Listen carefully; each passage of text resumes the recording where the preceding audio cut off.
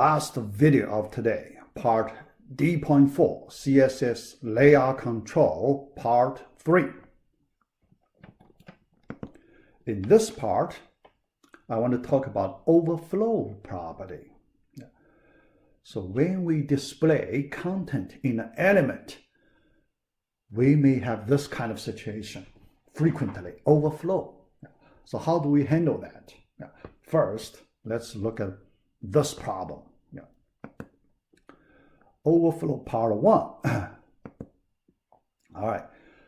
So the CSS overflow property, give us chance to control when overflow happens, what do we want to display our content? So there are several ways we can choose. So it's very straightforward. So this part is not very hard. Much easier than the position property. Position, sometimes still a lot of things not easy to imagine. But this one, straightforward. All right. The overflow, usually the CSS, the browser uses scroll bars to handle the overflow. But using the scroll bar, all right, you have two ways to add scroll bars: horizontal scroll bar and a vertical scroll bar. So you can control that. So horizontal, vertical, two directions. Another no scroll bar. So these options you need to tell the browser. So which way you want to use. All right. So something you need to notice. The overflow property only works for block elements with specified height. So that's something you need to be aware of. First, the block elements, not inline elements. So that's why we need to understand. So which one is a block element? Which one is an inline element? So then, because it will impact other things. Here, the overflow property will be affected by the type of elements. Block elements with specified height, not specified width. So what's that? Width, height. Here, you need to, when you have a block element, you need to specify height. If you do not specify height, you cannot use this property. Why we do not talk about the width? That's easy because for a block element, the width is actually already specified, right? Your document has a width, right? So your screen size, the width is already there. So you don't need to specify that. Although you can if you like, But if you do not specify that, there is one, the block element, the width is there, right? All right. Next, let's look at possible values. The first one, visible. Visible. Overflow, when you get an overflow visible, that means the content is visible. You can see even the overflow content still visible. Okay? So what's that? That's the default case. If you do not do anything changing overflow value, you use this way, visible way. So that means the content is not clipped. Okay? The content displayed with the overflow view, you will see, your content get out of the element. Okay? So usually it does not look well in that situation. Not clip it and it renders outside the element box. Element, so there is a box, okay? But visible, so your content get out of the box. So very messy. But that's the visible default case. Then hidden case. the second possible value, hidden value for overflow property. With this value, hidden, the overflow part is cut off, hidden, hide the overflow part,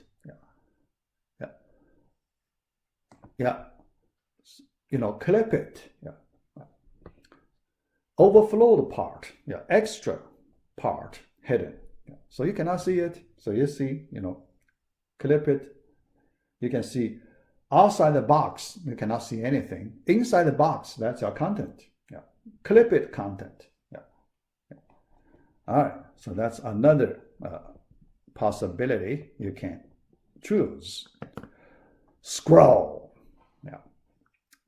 Now, you don't want to, clip part of the content. So you want to show all the content to your users.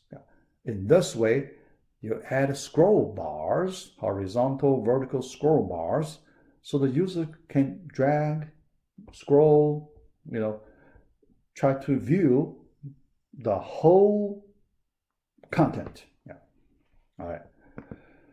So to do that, you just set overflow : scroll. So then, still clip it, right? Overflow part, still clip it, but you can use scroll bar still to access the overflow part content. All right.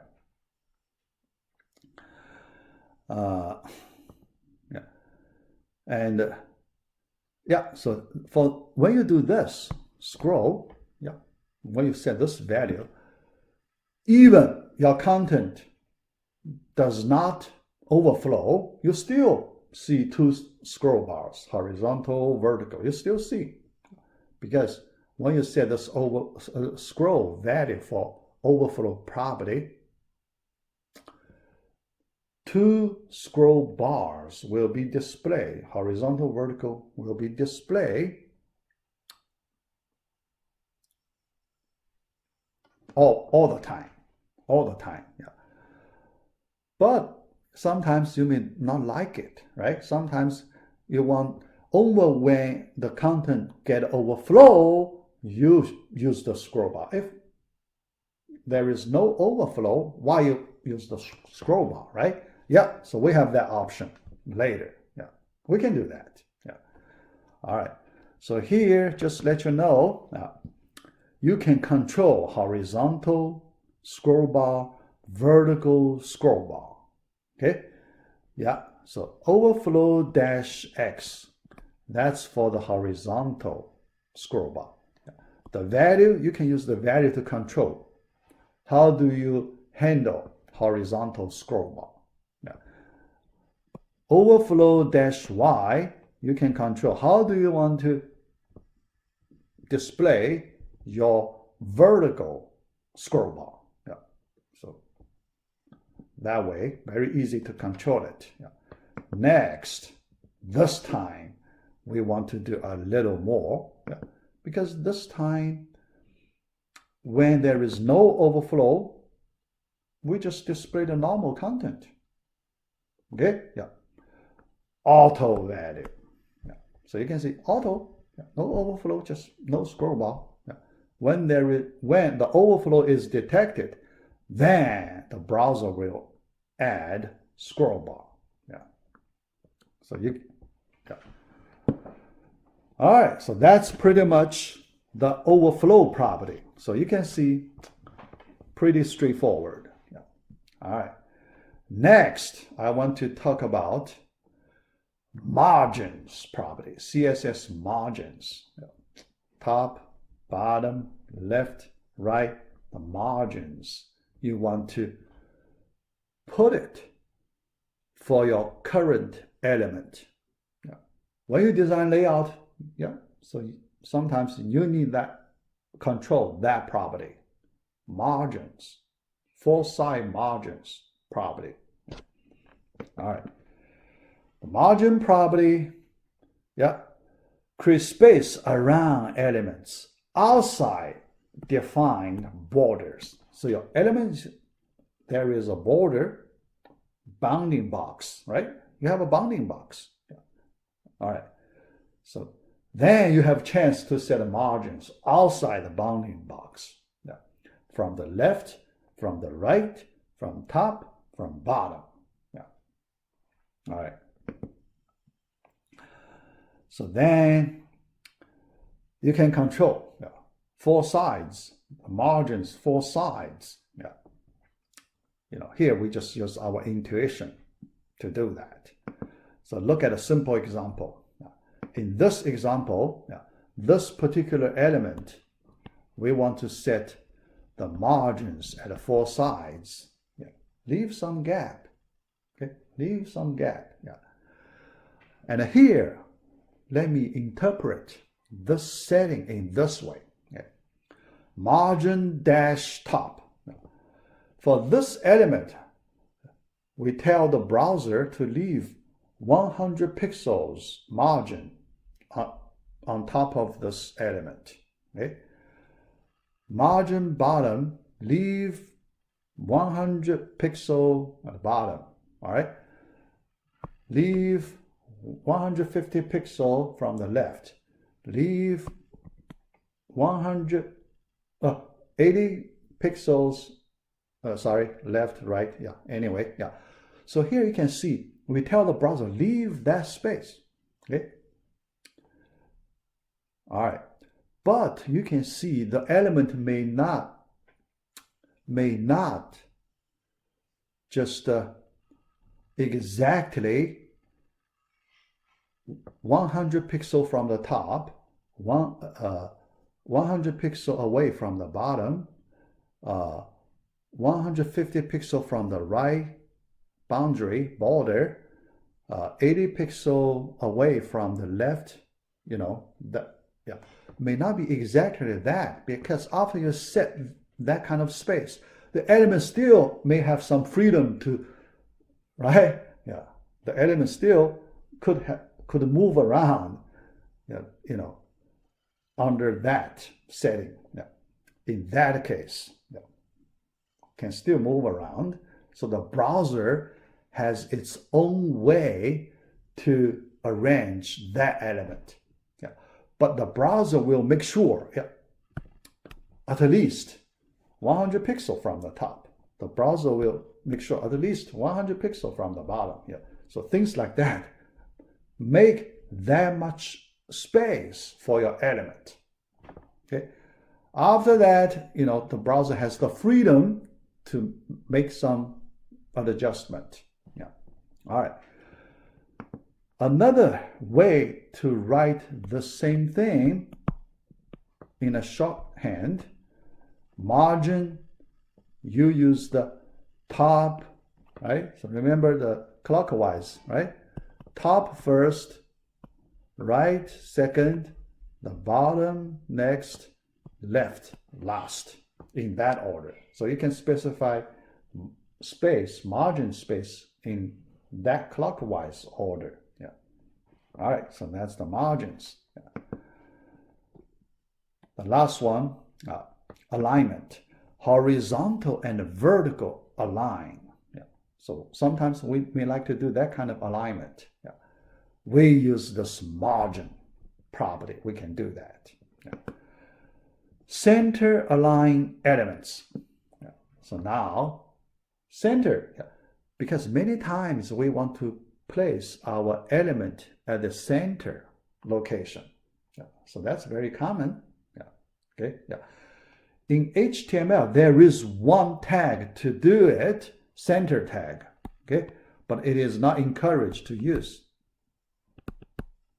Yeah. Old HTML used the center tag, but the new version, try to avoid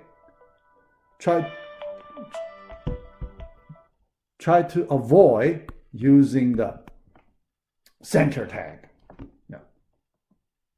because it could be deprecated. Yeah. The old way could be deprecated, so we want to avoid that. Yeah. So for the new way, we need to use the CSS way to, set the element at the center location. Yeah. All right. We use the margin colon auto. Yeah. Auto, so the browser will make an adjustment. Yeah. Yeah. When you use this margin horizontally, it's auto. Okay. Yeah. So the left margin, right margin, the same. So then your element is displayed at the center. Yeah. Yeah. Okay. All right. So let's look at that. How do we use it? Yeah. The width, yeah, you need the width of the element, yeah, first, yeah, and then, so you have an idea, yeah, because when you have a width of the element, yeah, the browser knows how to place it at the center. Yeah. The width is used to determine how to place it at the center. Yeah. All right. So now the center. The width, if it's 100%, then you occupy all the space. Okay. Yeah. So the center or not, it does not matter, right? Yeah. Only when the percentage number less than 100. Okay. Then you have some room, right? So you can move your element around. You have some room, left and right space. Yeah. Okay. Yeah. So then when you set your margin property auto, it is centered. Yeah. So this way, if you use this way, it is much better than the old HTML center tag way. Yeah. Sometimes people still use that old way, but it is not encouraged to do it. Okay. Yeah. Sometimes I also use it in my document, just some lazy habit. Actually, I should not. I should avoid it. Yeah. But sometimes people are lazy because this is easy way. They just do it. Okay. Convenient, easy. Yeah. But it's a not good way, not recommended. Yeah. All right. Yeah. Then you can see the remaining space split equally between the two margins. Okay? So the browser has its,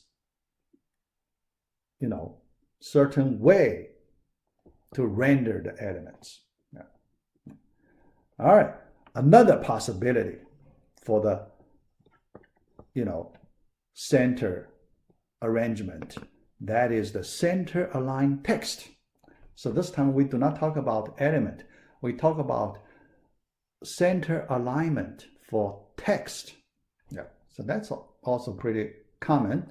So in this situation, there is a property called text dash align. Yeah. When you display your text inside an element, you set this property, text dash align property, colon, the value is center, then your text is aligned in the center. Yeah. That's another case. Yeah.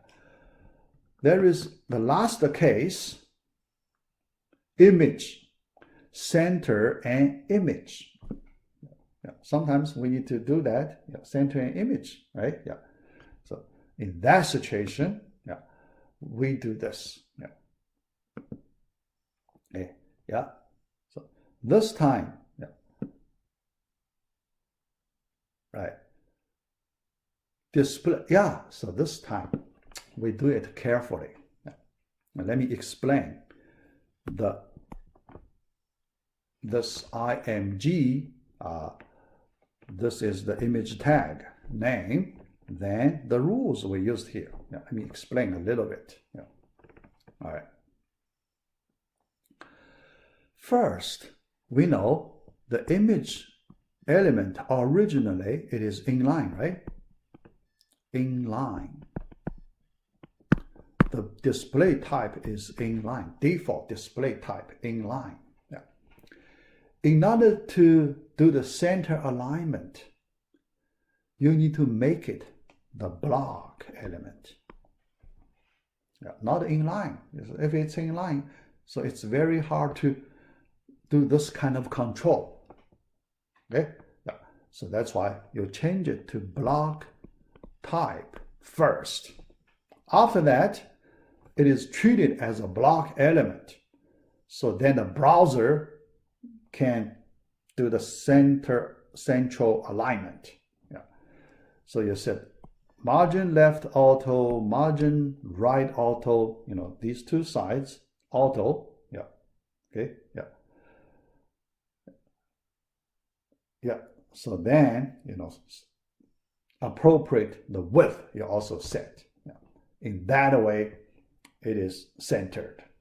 Yeah. All right. Yeah. That's for today's all videos, 4 videos today. Yeah. All right. Yeah.